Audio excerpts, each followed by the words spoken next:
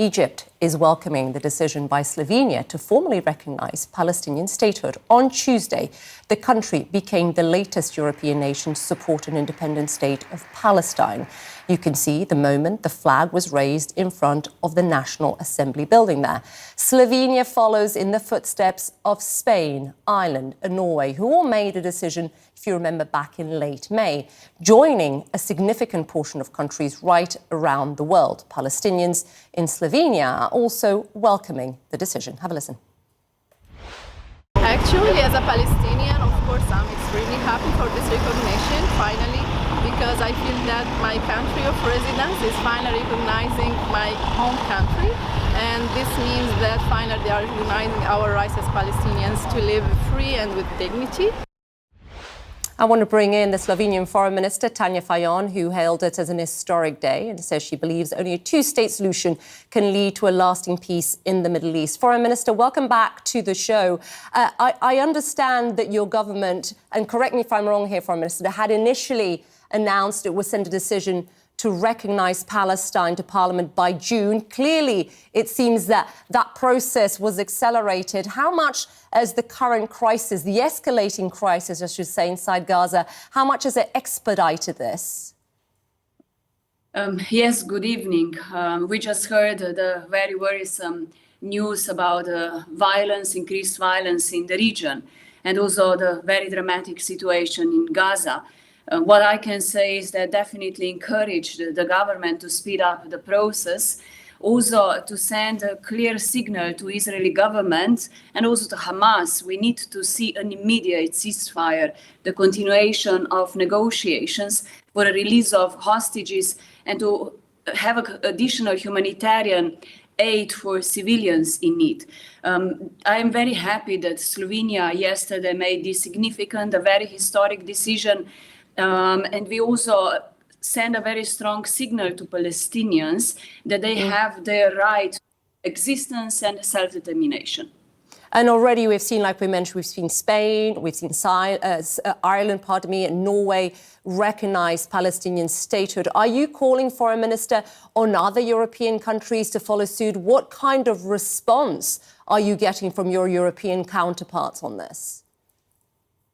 Absolutely. We are for a very long time trying to encourage our partners inside the European Union, but also abroad to follow the case. 2 days ago, the experts of United Nations sent the same message to call the world to follow the countries to recognize Palestinian statehood. I think it's extremely important seeing what the situation on the ground is to execute this pressure before we heard that the clock is ticking, the diplomatic political solution that is extremely crucial. It's getting away from us. And I believe this is the right path and we will continue doing so.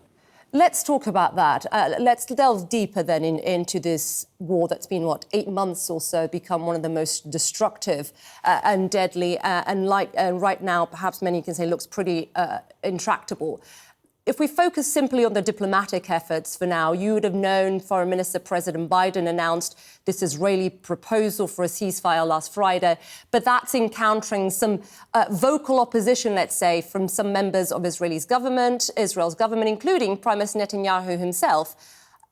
Why do you think 8 months in are we still seeing so many hurdles in getting this ceasefire agreement? I think we have to gather all possible international response.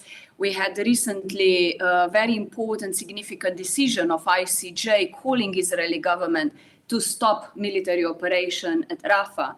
I've been recently visiting Rafah, and it's really a very concerning situation there, and it's considerably seen that the decision of ICJ has been neglected.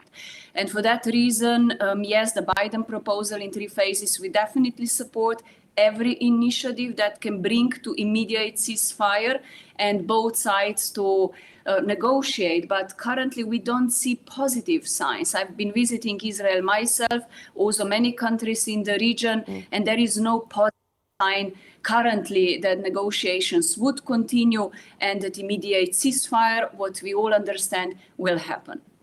Let me ask you this. Yesterday, in a lengthy interview with Time magazine, President Biden was asked this. I'm going to read it out to you. Some in Israel have suggested that Netanyahu is prolonging the war for his own political self-preservation. Do you believe that?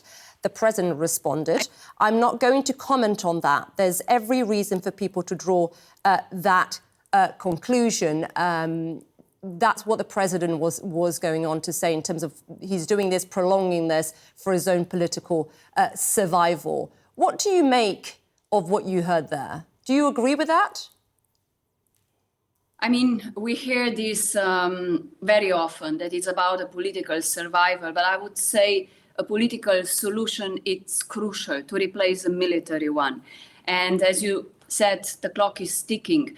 We are in the Security Council. We are doing all efforts, Slovenia as a non-permanent state, to call for an immediate ceasefire, to have an agreement. We have 3 resolutions currently on the table, from Algeria to France and currently US. So any attempt that can bring to an agreement and the pressure of international community on all stakeholders in the region not to further escalate the situation, the war in Gaza, has to be supported by everyone. Slovenia also yesterday sent a very strong message to support international law, and nothing can be above that. And this is our common joint responsibility.